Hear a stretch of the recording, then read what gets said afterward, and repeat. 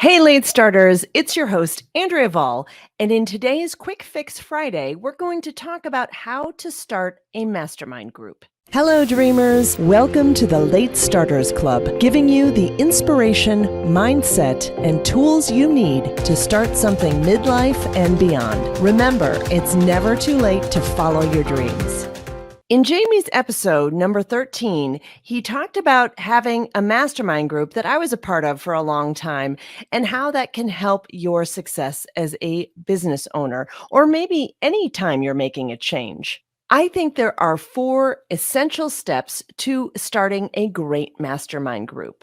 Number 1 is to pick your focus and what your mastermind group is about. So if you're looking to level up your income, you want to make sure that everyone is on board with that goal and has that similar focus. In Jamie's mastermind that I was a part of for a long time, he gathered speakers and authors together, and we shared tips about the industry, ways to grow as a speaker, and essential resources that we thought each other could benefit from. Number 2 is to invite the right people. Now, I think this sweet spot for a great mastermind group is somewhere between 4 to 8 people. And usually I've tended to be in mastermind groups that are around 5 or 6 people. And that allows everyone to have a time on the hot seat each time you meet, unless you decide you're going to meet for a longer period of time. I think if it gets over 8 people, then you need to have some maybe different rules about how you're sharing or what the group is going to be structured like. The other thing with inviting the right people is to make sure everyone is pretty much at the same level or brings a particular skill set that would benefit the other members in a certain way. So sometimes you might have someone who's an expert in marketing, maybe someone who's an expert in finance, maybe an expert in leadership, for example. And then you can all mastermind together about how to make your businesses better. Step number 3 is to set the agenda and timing for your meetings. So with agendas, I think you want to make sure that everyone understands how the flow will go. So for example, in many masterminds I've been a part of, we've started out by sharing a quick win, then presenting the problem that we're going to be talking about that week with the minimum information that people need to know in order to help us mastermind around that problem. That way you get maximum time for feedback and you're not wasting too much time on exposition of the problem or the whole history of your business. Then we would set a goal or a commitment that we would have based on the feedback we got. And in many cases for masterminds I've been a part of, we've set actually a pain that we would do in case we didn't meet our commitment. And that gave us a greater level of accountability.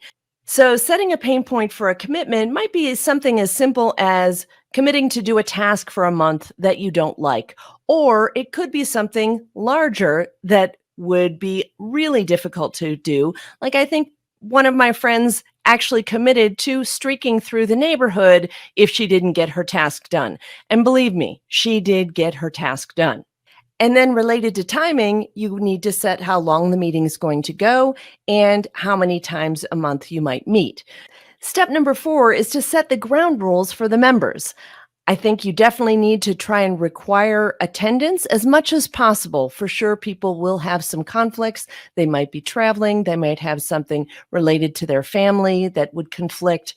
But if they can't come regularly, then they aren't going to be as plugged in with the group. They're not contributing as much.